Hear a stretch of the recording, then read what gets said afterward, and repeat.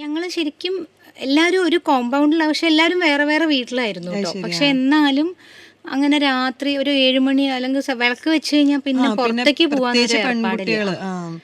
അങ്ങനെ ഇപ്പം അച്ഛനാണെങ്കിലും അങ്ങനെ രാത്രി എവിടെയും പോകണ ഒരു വളരെ അപൂർവമായിട്ട്, അല്ലെങ്കിൽ ദൂരയാത്രകളൊക്കെ പോയ അങ്ങനെയൊക്കെ ഉണ്ടായിരുന്നു. അപ്പം അതുകൊണ്ട് നമ്മളങ്ങനെ അന്നും ഗാനമേള കേൾക്കാൻ പോവുക, അല്ലെങ്കിൽ ഇങ്ങനെ സെലിബ്രിറ്റീസിനൊന്നും പാലക്കാട് കാണാൻ നമുക്ക് എളുപ്പമല്ല.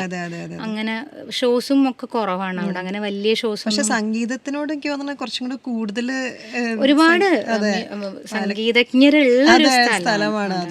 അവിടെ കൂടുതലും ക്ലാസിക്കലാണ്. കർണാട്ടിക് ആണോ മെയിൻ ആയിട്ട് പഠിച്ചത്?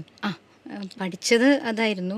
ഇപ്പൊ പിന്നെ ഇതാണ് ചെയ്യണത്. ഇതാണ്. ഈ തമിഴിലേക്ക് പിന്നെ വല്ല എൻട്രിയും എന്തെങ്കിലും കുറച്ച് ആൽബം സോങ്സ് ഒക്കെ പാടി. ആണല്ലേ? ശരി ശരി. അപ്പൊ ഇഷ്ടമുള്ള ഏതെങ്കിലും തമിഴ് പാട്ടുകൾ ഒരു 4 വരി ഒന്ന് പാടാമോ? പാടാം.